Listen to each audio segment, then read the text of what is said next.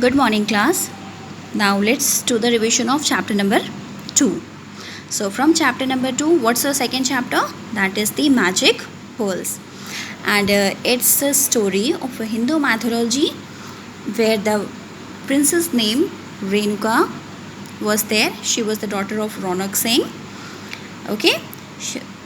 So the whole story revolves around the marriage of his daughter Renuka. That how she get married with a prince.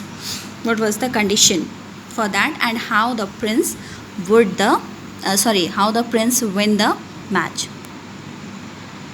So now let's start from the meanings. These meanings you have to learn from this chapter.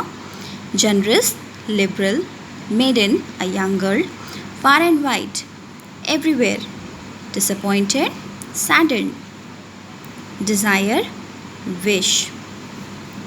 Then handsome, good looking. Devotee, follower. Appeared, came into view. Astonished, surprised. Outcome, result. So these meanings you have to prepare. Then come to this question A1. Take the correct option. What was the name of King Ronak Singh's daughter? So what was the name of Ronak King's daughter? Princess Renuka. Which of the following qualities did the princess have? She was beautiful, she was very kind and generous, or both of these? Obviously, both of these. Because she was beautiful also and she was kind and generous also. The prince was a great devotee of Lord Krishna or Lord Shiva or the Lord Ram. Lord Shiva. Who won the race finally? The prince, the princess, or both? So who win? The prince. Okay, and one more thing, you have to give your test with your presence of mind. Okay, because question can come like this, that the Princess Renuka was fond of dash. So Princess Renuka was fond of what? She was very much fond of the pearls. Below that you will get the options, but then also you should know. Then you have to learn from this, that is fill in the blanks. With the dash of time, Renuka grew up to be a beautiful maiden. Passage of time.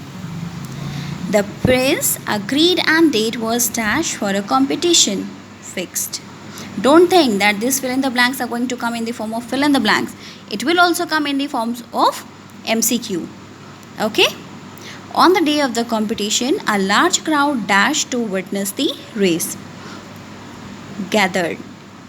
The princess was dash at the beauty and size of the pearl. Astonished. Renuka was happily married the dash and dash prince, wise and handsome. Now come to the grammar section of this chapter. In this grammar portion, we have learned about the countable and the uncountable noun. So first of all, you should be very clear about its definition. That what's a countable noun?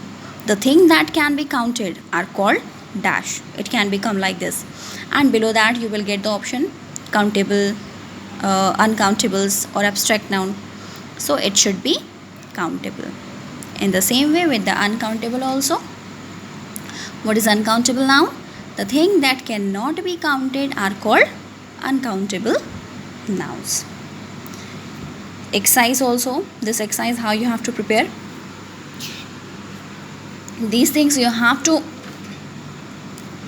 learn very clearly. That for example, it can come like this. The house has a beautiful garden. Okay. Then in the question, house is going to be underlined. And it will be written there that identify the noun or the kind of noun.